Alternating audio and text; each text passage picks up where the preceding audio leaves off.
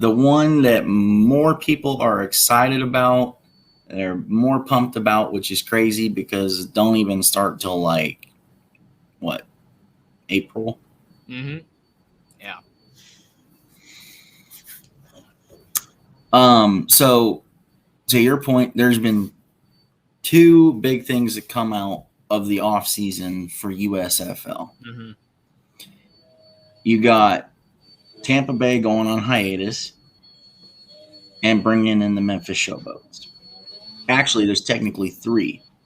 So Mm-hmm. you've got that.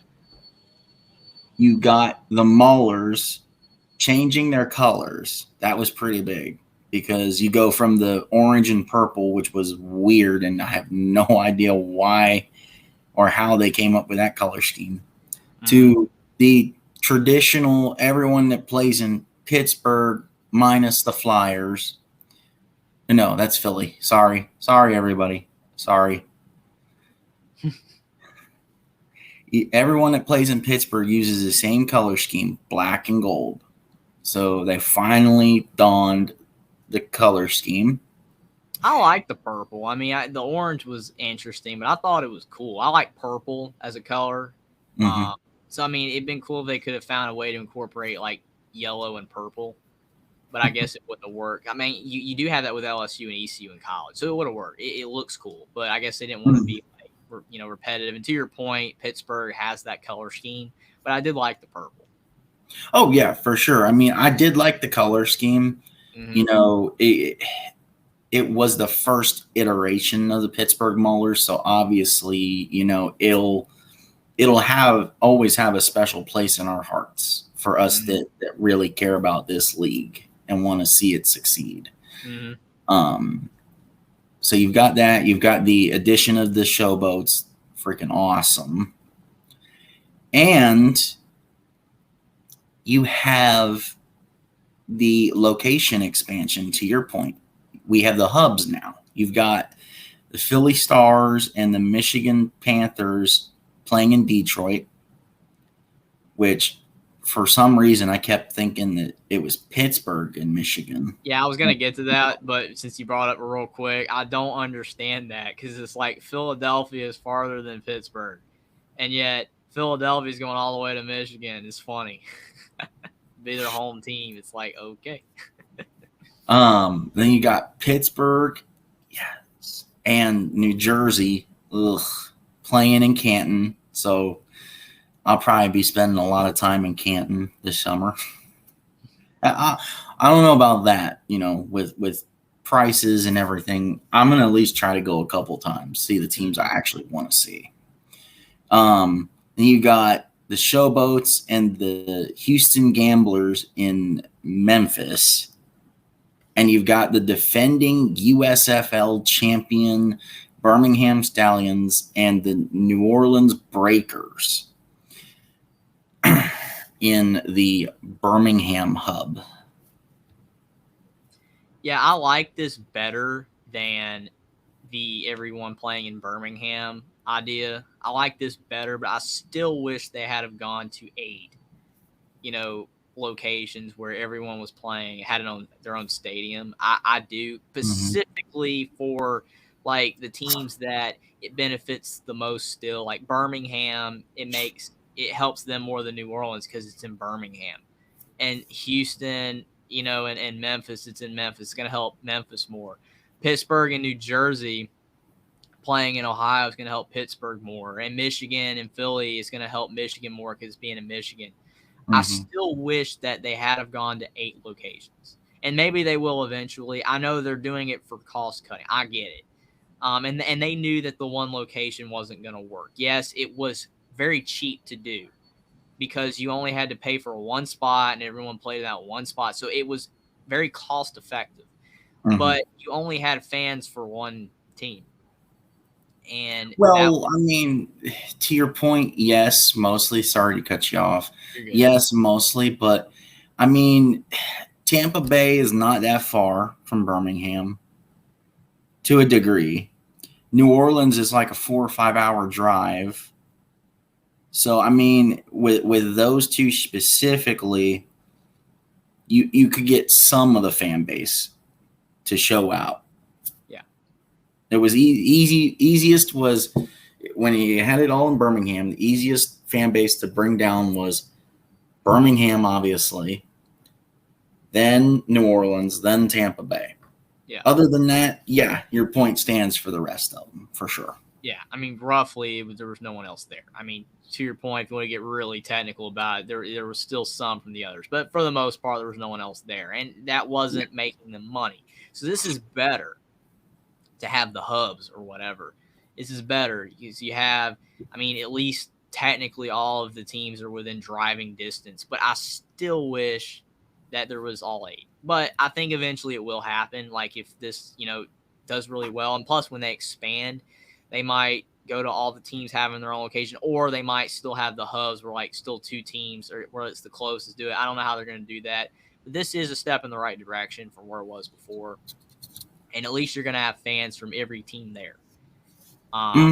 It might not be like for like Birmingham, that will be loaded. New Orleans, it won't be as much, but they will be there. So I think it's good that they did this. It's definitely better than the first season. But I hope they eventually go to the XFL where they all have their own locations. But this is better.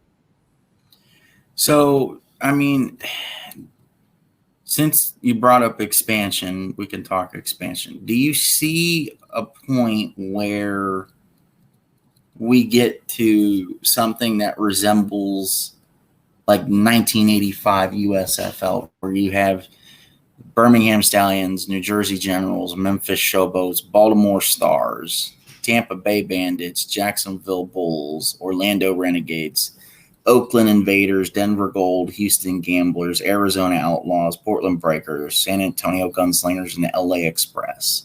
Obviously, Baltimore is now Philly, obviously. Yeah.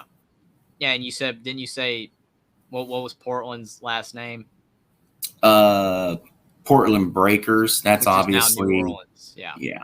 They've reused the names for different locations on several, like you pointed out.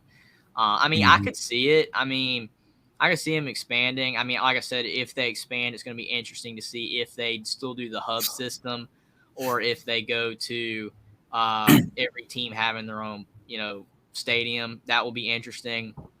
But it's definitely going to have to be – they're going to have to be able to have enough money to expand. That's the key, because if they have enough money to expand, then I think expansion is good, because people like leagues that have a lot of teams, because you have a lot of different matchups. You have a lot of different fan bases. You'll be able to reach more of the country. I think that's where, like, the XFL has it right, having the West Coast teams this year with Seattle and Vegas. You don't have that with the USFL. There's no team west of Texas. But, I mean, for, again, people like us, we'll watch anything, that's football related, even if it's, teams that aren't near our area, or if it's football in general. But some people want to watch teams that are close to them. So if you have expansion, then you'll be able to reach more fans because you'll have a team close to them. I mean, we kind of mentioned it with, someone having like a Nebraska team in Omaha, because you'd have like Nebraska fans that love Nebraska Cornhuskers football potentially showing up to a professional team in Omaha for the USFL or the XFL. I mean, it probably won't happen, but Omaha is a much bigger city than it used to be. And, I mean, it would have appeal. You would be able to draw those people. I mean, you could expand to, cities that haven't had a team before that, or it could work for a team. So, I mean, for me, I agree with a lot of people that I've been listening to that talk about this. How do you feel about Michigan and Philly playing in Ford Field? Because I personally don't think that that's a good idea, just because of the possible max capacity number is so big. And whereas, Birmingham and New Orleans are playing where they played, the entire league played last year. Memphis and Houston are playing at the Liberty Bowl Stadium. Pittsburgh and New Jersey, like I stated, are playing at the Canton Hall of Fame stadium. So, I mean, attendance in the other three, mostly Birmingham and Memphis, though, are not really an issue. Whereas, if you're playing in, like, I guess the big thing for me is the fact that they're playing in Detroit. They're playing in a big city. It's a small league, to our point. And yes, people may show out, but, when they show like the wide shot of people in the stands, is it going to have to be something where they close off the upper decks of Ford Field and just make it a lower bowl attendance thing? Well, I mean, I agree with your point because I mean, the home, field advantage is always better when it's the whole stadium's full. Because if you have a lot of empty seats, it's gonna, even if there's a lot of people there, it doesn't give as great of a home atmosphere, and it's not a good look on TV. So, I mean, to your point, I think that if you did close it off, the top, it would Mm-hmm. be the fans would be more centralized together, so the noise might be better, and it wouldn't be as bad of a look.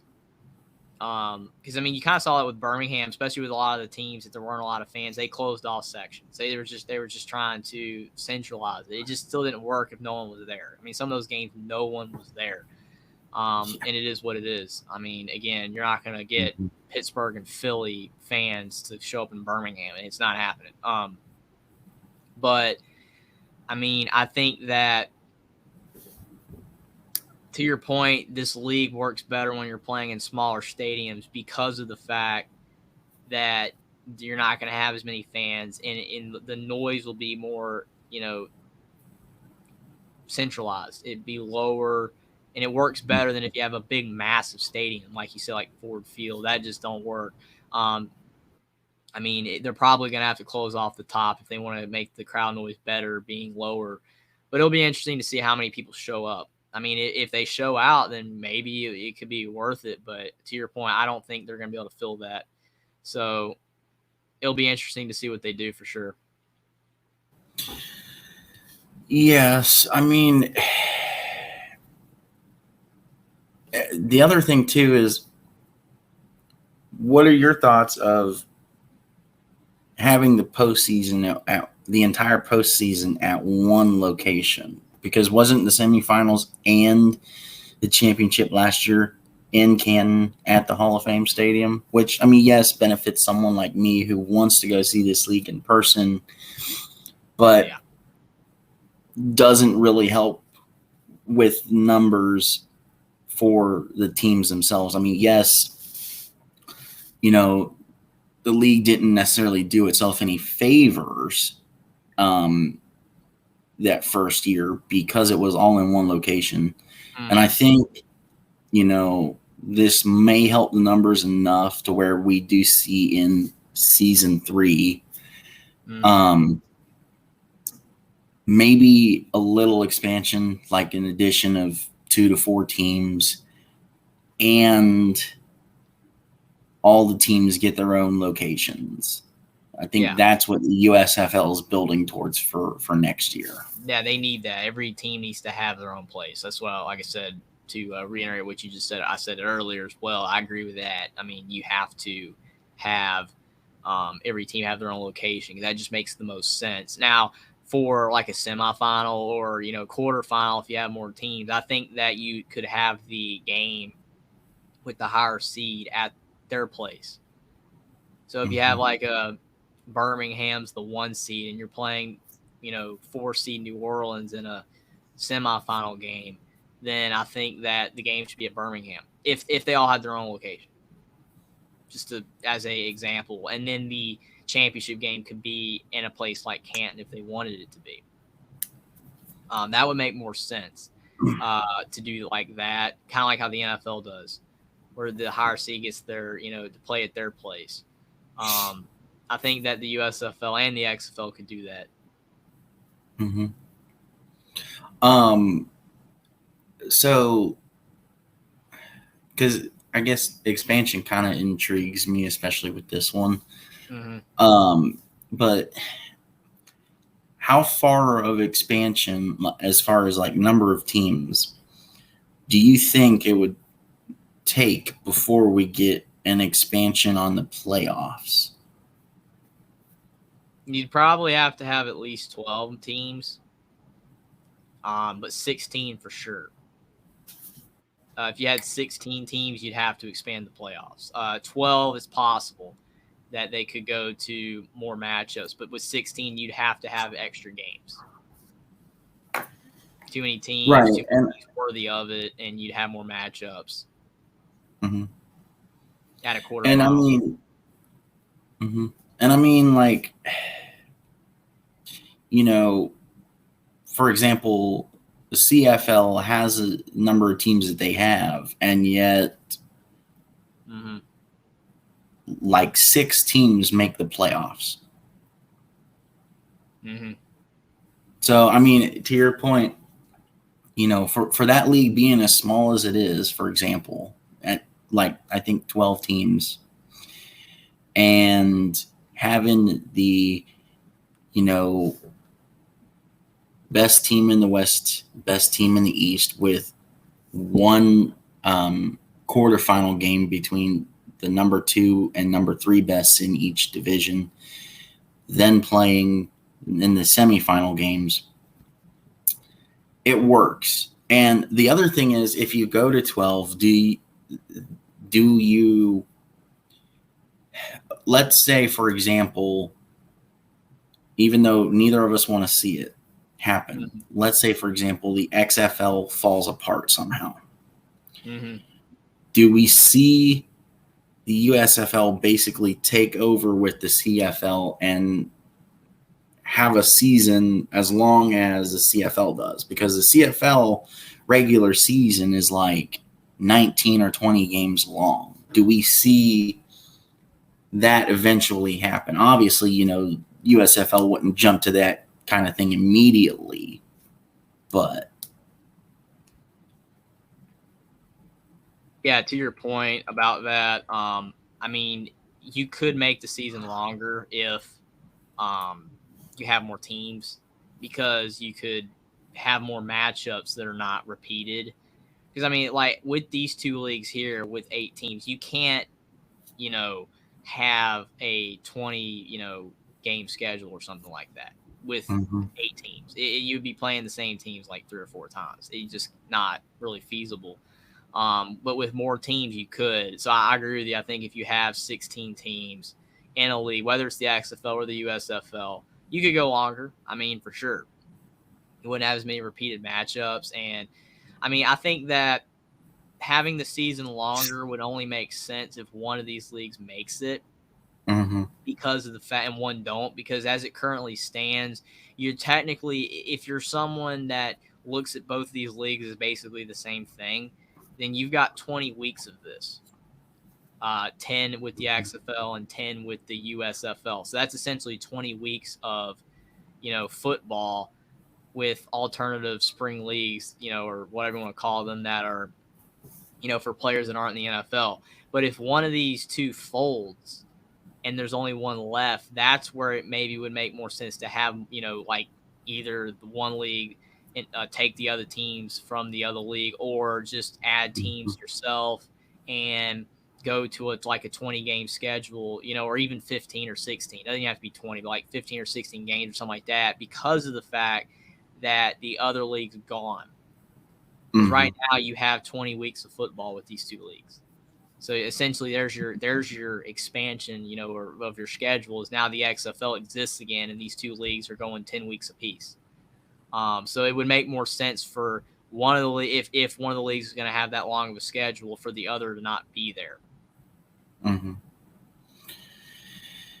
Yeah, that makes sense. Because I mean, like, for example, as to why like the CFL is so long.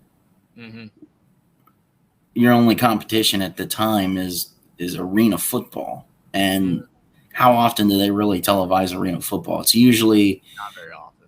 like one big time game a week, and almost every playoff game, Mm-hmm. especially the Arena Bowl. Plus the CFL, if you look at it from, where it's located, I mean, Canadian people are only going to watch that. Yeah. I mean, we watch it too, but it's like there's other stuff on as well.